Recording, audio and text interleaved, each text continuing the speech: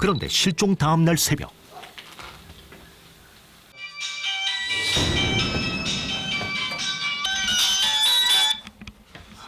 여보세요? 여보세요?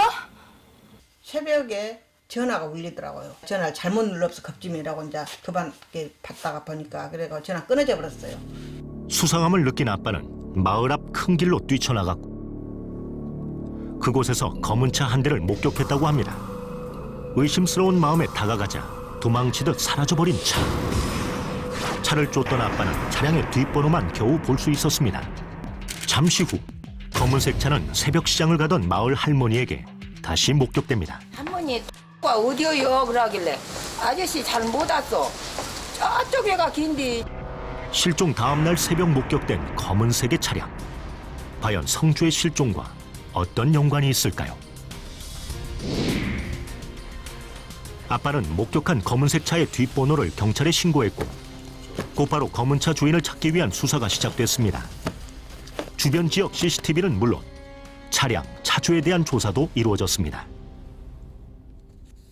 동차 번호를 전국적으로 수배했더니 약 30여 대가 나와서 공조수사를 했으나 특별한 용의점이 없어서 수사에 배제했던 그런 내용입니다.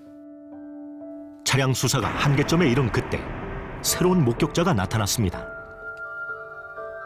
실종 당일 2시 50분경 학교 앞에 있는 성주를 봤던 4학년 학생이 20여 분 뒤 또다시 성주를 봤다고 진술한 건데요. 성주가 우시장 방향으로 남자 3명을 따라갔다는 겁니다. 의심스러워 그들의 뒤를 몰래 따라갔다는 목격자. 집에 갔다가요 나오는데요. 성주가 어떤 오빠 3명한테 따라가고 있어가지고요. 이상해서요 가봤는데. 하지만 곧 그 중 한 명에게 발각됐고 빨리 집에 가라. 그 뒤로 더 이상 따라갈 수 없었다고 합니다.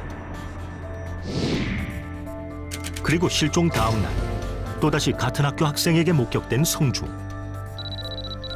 남자 2명과 액세서리 가게에 있는 성주를 봤다는 내용인데요. 그 후 가게를 나오는 성주와 인사까지 했다는 겁니다. 성주야, 언니. 불안한 표정으로 자신을 불렀다는 성주. 당시 꽤 구체적이었던 아이들의 목격담. 경찰은 이 진술을 토대로 용의자들에 대한 몽타주를 작성했습니다. 먼저 우시장 방향으로 성주와 함께 가던 3명의 남자 중 2사람을 특정할 수 있었는데요.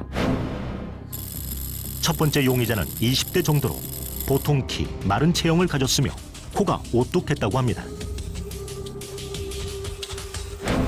그리고 또 다른 용의자 역시 20대로 보였으며 광대뼈가 도드라지고 넓적한 코를 가졌다고 했습니다. 그리고 실종 다음 날 액세서리 가게에서 목격된 2명의 남자. 40대, 턱이 뾰족한 얼굴형, 큰 눈이 특징이며 눈썹 사이에 주름이 있었고 20대가량의 뚱뚱한 체격에 바가지 머리를 하고 오른쪽 뺨에 흉터가 있는 다소 험상궂은 모습이었습니다.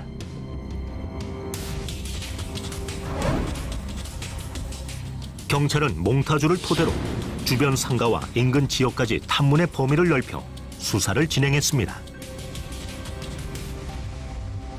하지만 몽타주를 작성을 해놓고 보니까는 각자 목격자들이 인상 차이가 다 이렇게 상이해요. 그 지역의 주민들이나 그 가게 주인을 상대로 조사해 보니까 전혀 원 사실이 없는 그런 내용들을 저희들이 확인할 수 있었습니다. 당시 성주가 목격된 곳으로 알려진 우시장과 액세서리 가게는 학교와 각각 반경 500m 내외에 위치하고 있었습니다. 목격된 시간으로 따져볼 때 충분히 이동이 가능한 거리입니다.